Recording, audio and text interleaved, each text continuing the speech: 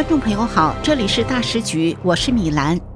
中共这次出新招了，《华尔街日报》爆出，北京正准备推出一个叫 VEU 的新制度，表面上是要履行对川普的承诺，让稀土出口恢复正常，实际上却是一场用制度玩阴的贸易偷渡。一边对美国说我们愿意合作，一边偷偷设计门槛，让稀土绕开军工禁令，一边高喊和平共荣，另一边竟然要透过国际刑警全球通缉台湾立委沈伯洋。川普怒呛，中共得先证明自己值得信任，而习近平的回应却是，我照样玩规则，只是不按你的规则玩。就在这场制度对决的背后，欧盟开始全面剔除华为与中兴。台湾副总统萧美琴站上欧洲议会的讲台，全场50多位议员起立鼓掌。那一刻，世界看见了真相。当北京用拳头讨尊重，台湾用信念赢尊严。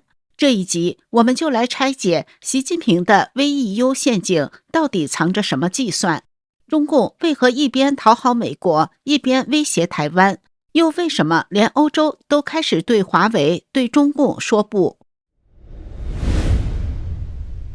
《华尔街日报》11月11号报道，中共正考虑引入经认证终端用户，简称 VEU 制度，既能让习近平能够兑现向川普做出的承诺，方便稀土材料出口，同时确保不会流入美国军工供应商手中。VEU 制度可能会使那些军民两用的汽车和航空航天公司更难进口某些中国材料。知情人士表示，中共仍有可能改变计划，许可制度在实施之前仍不明朗。稀土磁铁和其他受管制材料广泛用于电动汽车和客机等民用产品，但喷气式战斗机、潜艇和攻击型无人机也需要这些材料。至于哪些公司将有资格获得通用许可，这类许可会有什么好处？中共政府还没有明确说明，而且中共版本的 VEU 将会持续多久，目前也不清楚。在美国制度下，那些获准通过 VEU 采购的中国公司，有时也会被取消采购资格，这种做法曾引起北京担忧。因此，即使可以从中共的 VEU 安排中受益，许多公司可能仍会决定寻找受控产品的替代来源。近几个月，美国和欧洲的公司抱怨获得稀土磁铁的渠道减少，尽管中共已间接性的同意放宽对磁铁的限制，但9月份中国对美国的稀土磁铁出口环比下降 29%， 这表明在休战前的几周里，限制措施继续影响着各家公司。中共一旦实施 VEU， 等于是给中美之间的贸易休战注入了新的不确定因素，中美关系也更加脆弱。因为美国财长贝森特已经警告，如果中共不履行稀土承诺，美国随时可以提高关税。中共版本的 VEU 似乎可以躲避不履行承诺的指控，可以说是极其狡猾阴险。对于川普而言，要的是公平，中共版本的 VEU 似乎正在钻这个空子。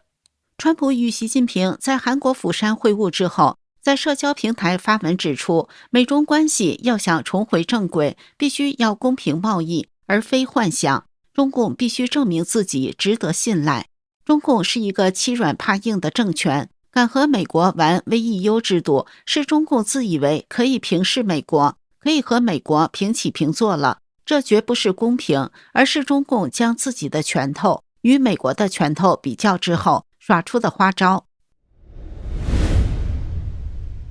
对在中共看起来拳头较小的台湾，中共表现得十分疯狂。中共官媒央视11月9号发布视频叫嚣，可通过国际刑警组织等管道对台湾民进党立法委员沈伯洋展开全球抓捕及跨境司法合作。中共认为沈伯洋是所谓的台独顽固分子。中共重庆市公安局10月底已经宣称对沈伯洋立案侦查。立委沈伯洋11月10号受访时表示，中共拍这部视频有2个目的。首先，中共内部经济不稳，民怨沸腾，中共想转移民众关注的焦点，这是一种内宣。其次，中华民国副总统萧美琴、前总统蔡英文出访过程引起国际正面回应，中共非常恐惧，中共想借此转移国际焦点。沈伯洋强调，他不担心出国，中共最大的目的就是要制造恐怖心理压力，让政治人物或军事人员不敢与国际进行国会外交。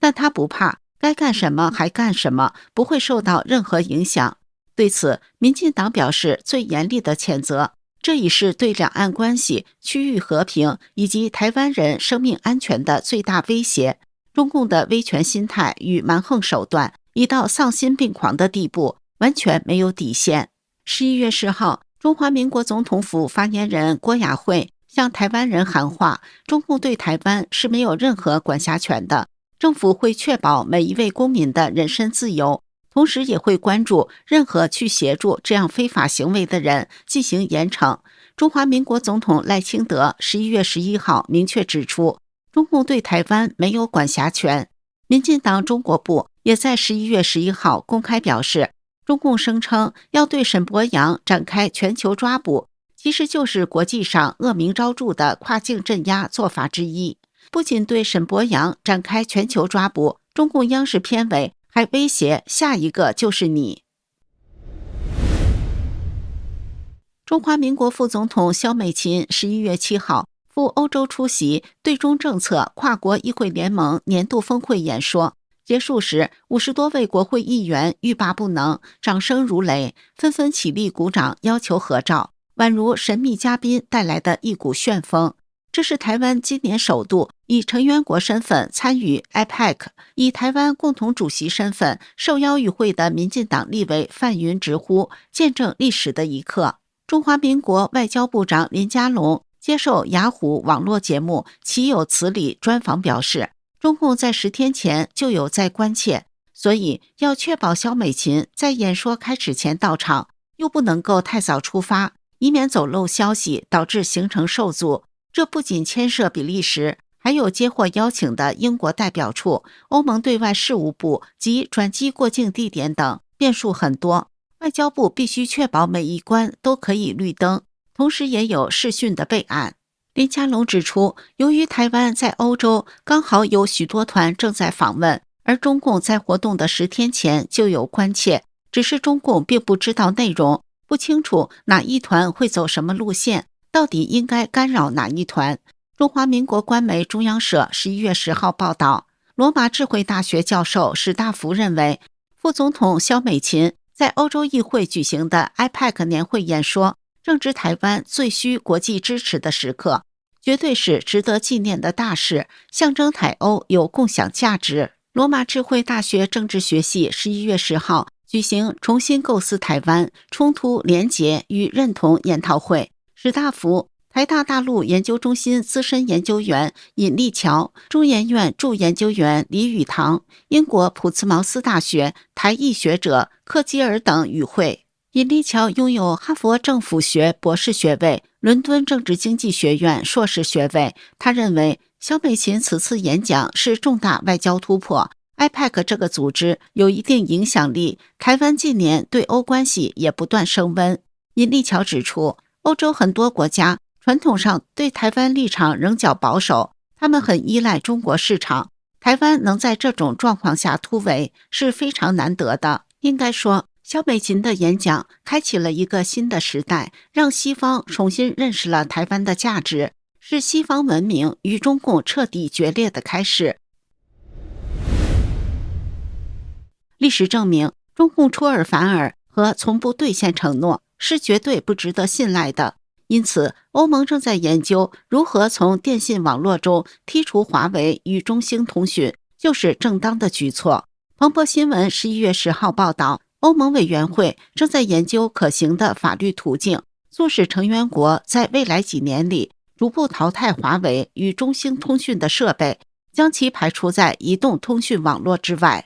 据悉，欧盟委员会副主席汉娜·维尔库宁正在考虑把停止使用高风险供应商的建议变成具有约束力的法律。欧盟委员会这项建议是在2020年提出的。一旦这些建议具有法律约束力，不遵守规定的成员国可能面临侵权程序和经济处罚。长期以来，西方国家就认识到华为与中兴存在潜在安全风险。欧盟去年已建议成员国减少使用被认定为高风险供应商的设备，并敦促各国在 5G 网络建设中限制这类企业的参与，包括瑞典、丹麦与阿沙尼亚等国，已先后采取措施排除华为与中兴的设备。欧盟委员会发言人托马斯·雷尼尔表示， 5G 网络的安全对我们的经济至关重要。不过，也有一些欧盟国家出于成本与网络安全评估的考量，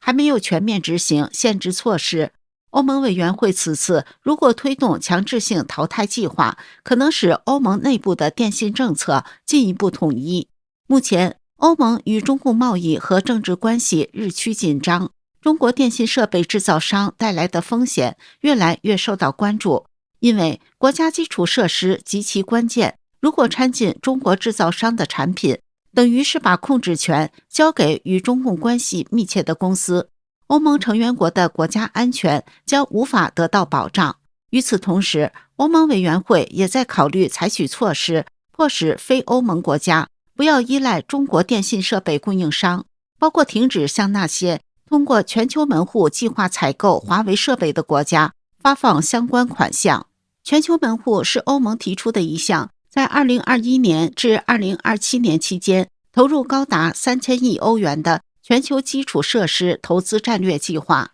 旨在通过绿色和数字转型、医疗保健、教育和交通等领域的投资，为发展中国家提供一个不同于中共“一带一路”倡议的选项。中共与拳头大的美国玩平视，对拳头较小的台湾玩霸凌，显示中共与世界历史潮流格格不入，正在被西方世界抛弃。况且，中共真的是拳头很硬吗？还是花拳绣腿，中看不中用呢？中共的第3艘航空母舰福建舰是中共的新国威吗？台媒上报11月11号报道，福建舰配备电磁弹射和平直甲板，中共国防官员和中共官媒将其捧上天，又是里程碑，又是真正蓝水战力的一顿忽悠。确实，福建舰能搭载歼35逆踪战机和空警600预警机，远胜使用滑跃式甲板的辽宁号和山东号。在缩水的入列仪式中，习近平依然享受着肉麻的欢呼，听党指挥，能打胜仗，作风优良。在服役前的多次海试中，中共海军已在福建舰上起降过新一代舰载逆踪战机歼35、舰载预警机空警600和既有的歼15改进型。不过，区域军事观察员和分析人士表示，他们会密切关注福建舰接下来的部署，观察它的舰载机起降、舰队协同和前舰支援等训练的进度，以评估它进入全面战备状态的速度。开源数据平台 Plat Tracker 创办人路易斯认为，福建舰至少还需要1年时间才能达到完全作战能力。他指出，虽然福建舰自2024年5月以来已完成9次海试，但整艘船舰几乎是从上到下全新设计的平台。新加坡国防学者许瑞林也表示，根据中共官方释出的最新影片，歼15战机在弹射起飞时并未挂载武器，显示目前仍在初期测试阶段。他还指出，空警600的部署具重大意义，